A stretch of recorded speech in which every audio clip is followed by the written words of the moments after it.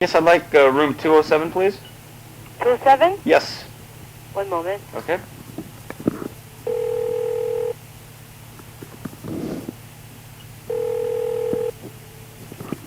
Hello?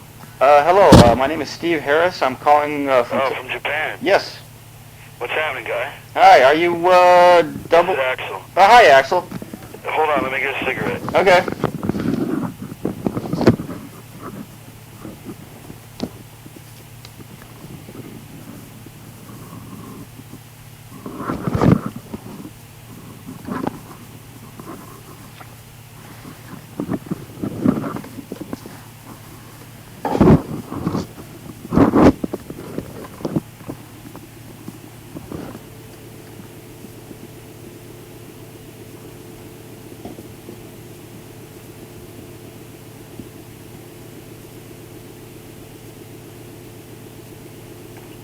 Hello? Okay. Okay, look at my leather jacket. Thanks. What's happening? We were kind of a little bit worried that, in the middle of your big victory return there, you'd be out partying instead of waiting at the hotel for the phone call. No, I'm setting up the party to come over to me right now. Oh, I see. Kind of laying in wait, eh? Yeah. So, now that you're back home, how's the crowd reaction? Are they twice as crazy as before? I don't know, we haven't played yet. Oh, is that right? Yeah, we played tomorrow night. Oh. I just got back from, I just got in yesterday because I'm from Indiana and I hadn't been there in about 2 or 3 years, and I went back to visit my family and my friends and stuff. That was hectic. Why did you... have like a moment of free time. Why did you decide to fit that right in before the homecoming there? Well, just because it was like I hadn't been back in 2 years, and the last time I was back there, it was at least 2 years, like 2.5 years. I just told myself I'm not coming back until I get a record out, and because too many people keep trying to say, oh, you'll never get anywhere and crap like that.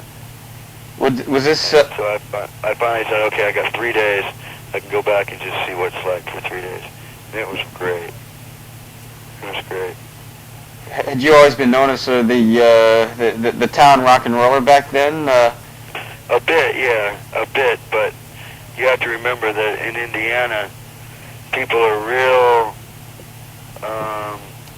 opinionated and biased and things like that. So I have a real open mind, and I listen to a lot of material. And by listening to a lot of material, you listen to the Rolling Stones, well then you're a fag, or, people think like that back there, They call you all kinds of different names depending on what you listen to. And since I listen to everything, I was called everything in the book all at once.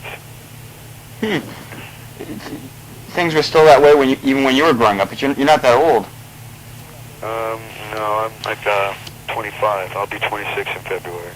So only even 10 years ago, people were still thinking like that, huh? Oh yeah. Well, Indiana is really closed off from the rest of the world. Maybe not Chicago so much, but even Chicago a bit. It's a huge city, but it's not like L.A. or New York or in Texas or Florida.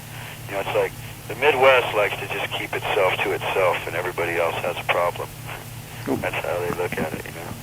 It's like they don't venture out into the world, where people from Texas, they go to L.A. or they go to New York on vacations and stuff, But it's not like that a whole lot in the Midwest. People don't get out too much. Well, what do you have to listen to be considered normal there? Well, it used to be Leonard Skinner and Aerosmith, which I was amazed at Aerosmith because Tyler wore makeup, but, back then at times, but for some reason it was okay for Tyler, but not okay for Mick. It's kind of weird, but like it was a certain group of kids, a certain group of people, and they, and they grew in numbers, and they had a big influence on me. Do you think that sort of conservatism led you in the direction you were to go in? Was it sort of a backlash? Yeah, but I've drawn from the conservatism itself. I've found places where I can, could be considered a conservative. I've drawn from both sides. I always work at trying to put things back together, because a lot of times when I say back together is people will have an opinion, and so immediately before they've even met, they're not together. You know, and when I say back together, it means, look, we could be friends, you know, and like maybe in 5 years we can work it out and be able to understand each other. You know, I was talked with some guys that I've gone through every year of school with, and we didn't really understand each other until this time. And they weren't just talking to me because I was a rocker. They were talking to me because, you know, they finally had some respect for me. You know, and they were going, wow, he's not just full of crap. Because so many kids back there talk about being in bands. They talk about getting out there, you know. But it's all talk. It's all talk. It's all wishes and pipe dreams and things. No one goes out and really puts their balls on the line. Why is that? Scared. It's easy to live at home in Indiana with your parents and, you know, work at your parents' job and stuff like that. It's what everybody else does. You know, most people don't take a step out. Well, for you, when did the big break come in? When did you decide that you were going to bust out of the mold? Well, when I got kicked out. When I got told to leave.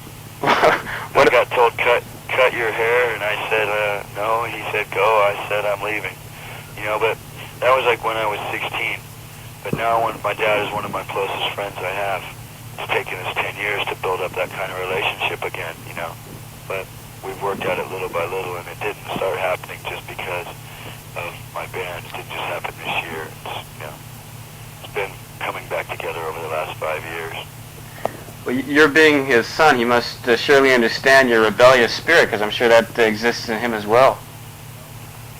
Yeah, I was telling a friend just recently that still has hard feelings against my father. You know, I was telling him, I was going, yeah, well, one reason Dad was so hard on me was because he didn't know that I was following the things he taught me to do, you know, to go for your dreams and things. He thought I was messing up. He didn't know. How'd you pay for the cab? Oh, okay. Here's the wallet. Torque! Come here. It's my dog I haven't seen in 4 months. Yeah. The famous dog they say I go murdering. I don't want to break up a tearful reunion. Oh, it's cool. Wait, remember me a whole lot. He's scared. They said you were murdering your dog in England? Now he remembers. Now he's jumping around losing his mind. Okay, so what's happening? So you I'm wait. on the phone with your parents. Okay, where are we at? Oh, yeah, you were talking about how they said you murdered your dog in England. What's the story behind that? Oh, I don't like poodles, little poodles, right? Uh-huh. And I told some guy that everything about poodles makes me want to kill him. So next thing you know, there's this magazine in England, and it wasn't even a rock magazine. It was like a magazine that told about all kinds of things in the world and stuff. And it talks about this band in L.A. where this guy's a self-confessed poodle murderer. So then they have like the National Enquirer type papers over there, you know? Yeah, the tabloids. Star and all this stuff. And all those things came out calling me a dog butcher and that we're beastier than the Beastie Boys. Uh-huh. Is that rather representative of the type of treatment you received by the British press? Oh, well, it worked out good and bad, you know, but it was kind of fun as long as... But now, you know, there's things in magazines here, Hit Parader, where they got quotes of Slash saying, I run over dogs, and he never said that. No. Okay. Well, if it makes you feel any better, we now have the barking dog on tape here, which we will use as evidence to... Torque's on tape. He says that Torque's on tape, so we're going to say he's alive and I don't murder little dogs.